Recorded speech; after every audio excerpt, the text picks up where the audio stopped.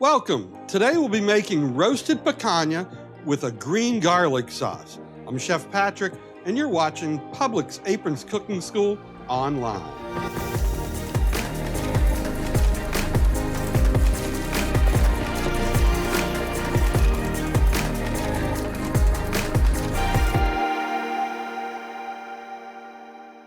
We're going to start by making a spice rub to go on our roast.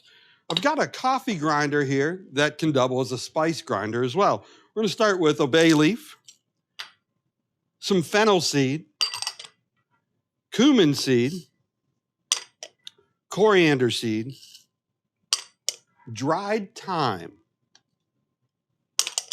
dried oregano,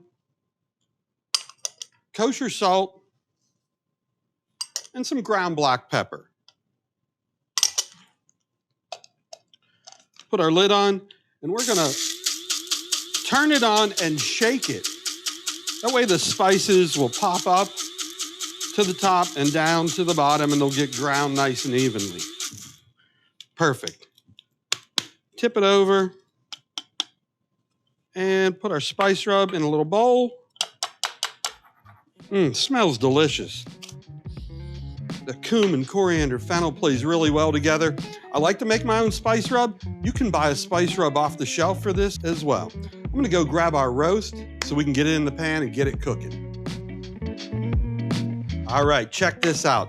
This is our picanha, or a top sirloin cap, it's also called. Comes from the back end, top side of the cow, the rump area. And this is a popular cut of meat in Brazil. You also see it in just about every Brazilian steakhouse that you go to. It's a wonderful cut of meat. We're going to show you a little technique here of scoring the fat cap. What I mean is I'm going to take a sharp knife and I'm going to cut down into that fat cap all the way across in one direction. I'm not cutting down into the meat, just about a ½ inch down into that fat cap. Once we go in this direction, we're going to come back this way. This is called a cross-hatch pattern. Remember that spice rub we just made? What's going to happen now when I rub this is those spices are going to penetrate down in through that fat cap when it starts to cook. We're going to put this into this preheated pan here momentarily, and by cross-hatching the fat cap, it's going to allow the fat to render from the meat a little bit better. We're going to cover both sides as evenly as possible using all of this spice rub. This one end, we're going to get that as well. Check that out. Now that that's rubbed, we're going to go ahead and put it in the pan, fat side down. I'm not adding any extra oil or fat to this pan because we're going to render the fat from this fat cap of the picanha. Oh yeah, hear that? Nice sear. That is beautiful. So we're going to let that cook about 7 to 8 minutes before we flip it over and cook it an additional 4 to 5 minutes. So this roast has been in the pan for about 7 to 8 minutes. We've got a nice rendering of fat going on in the pan. It smells wonderful. We're going to go ahead and flip it and cook it for about 5 more minutes before it goes into the oven. You know, we're using this cast iron pan, which heats very evenly, but the handle will also get hot. So during the flip, you're going to want to make sure that you're careful by using a towel and flipping the roast away from you, so if any of the fat does splatter, it splatters away from you. Like I said, we're going to let this go about 5 minutes, and then we're going to get it into a pan and get it into the oven. Wow, our kitchen is really smelling great. We're going to get it ready to go into the oven. I have a roasting pan here with a roasting rack on the bottom. This is an oven-safe pan, and you can put the whole pan directly in the oven if you choose, but I like to use a roasting pan with a roasting rack. The meat is sitting up off of the bottom of the pan. The air is going to circulate in the oven around the meat, and it's going to create a more evenly cooked piece of meat. We can go ahead and pop it in our 425-degree preheated oven, and it's going to cook for about 25 to 30 minutes. We're going to try to get to the internal temperature of 125 degrees before we take it out and allow it to rest.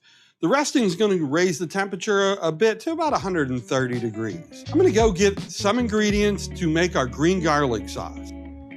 All right, what we're going to do is in this preheated saute pan, add a little bit of neutral oil. We're using vegetable oil here. I got a 1/4 cup of diced white onion. You can use yellow, red, sweet onion, and 2 tablespoons of this garlic paste. This is a wonderful product. Use it all the time in a variety of different applications. It's going to give a really nice garlic flavor to what we're doing here. We're going to cook this about 2 to 3 minutes. We don't really need much browning here. We want the onions to soften slightly, the garlic to cook out, get all the aromatics cooked and the flavor of the onions and the garlic to cook together in the pan. And looking good. That's about 2 to 3 minutes right there. We're going to go ahead and add some more ingredients. We've got about a 1/4 cup of diced green chilies. Going to add a little bit of heat to the sauce. And add about a cup of Salsa Verde. And we're going to add a little bit of sherry cooking wine. It's going to help to build the flavors and give it some nice acidity. Stir this all together. We're going to let this cook for about 4 to 5 minutes or until the volume reduces by half. All right, we're going to go ahead and pull it off, turn off the heat, and let it cool completely before we move on to our next step. So I got the herbs to finish our green garlic sauce, but before we finish that, we're going to get the roast out of the oven. It's been about 25-30 minutes.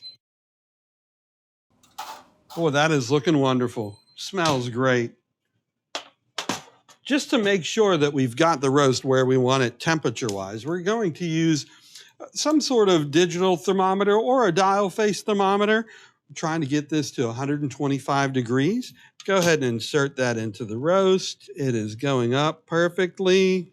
There it is, topped out about 125 degrees. Like I said, 25 to 30 minutes in the oven is perfect. We are going to let this rest, and we're going to finish up our green garlic sauce. We've got Italian parsley, a whole bunch that's washed. We've got a whole bunch of cilantro as well that's washed. And then into our blender, we're going to put our cooled sauce that we started. Add about a tablespoon of Worcestershire. And then stems and all, the parsley and the cilantro. Put your lid on and turn it on.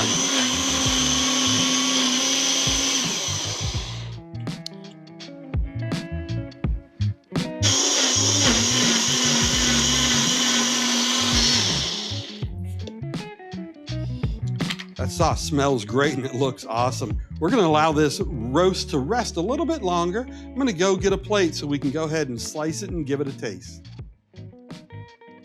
All right, my favorite part, we're going to give this a try. So our roast has been resting. It is beautiful.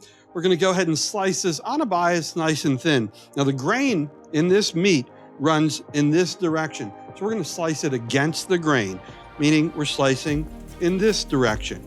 So hold the roast, give it a little slice on the bias. It's always nice to have the proper knife for the proper task. In this case, we're using a very nice sharp carving knife. Boy, this looks delicious. I cannot wait to try it.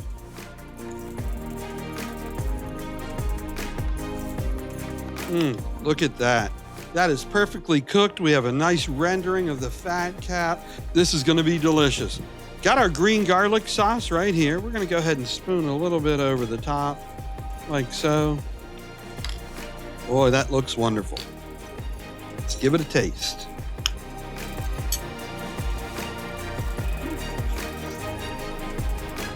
That is super. What a fabulous cut of meat, cooked in the right way, seasoned properly, and this green garlic sauce really accentuates the full flavor of that beef. You know, this dish is a real indulgent treat. It's easy to make and it's delicious. Click the link below for the full recipe and exact measurements. Subscribe for more Publix Aprons Cooking School online videos and other content from Publix. Thanks for cooking with us.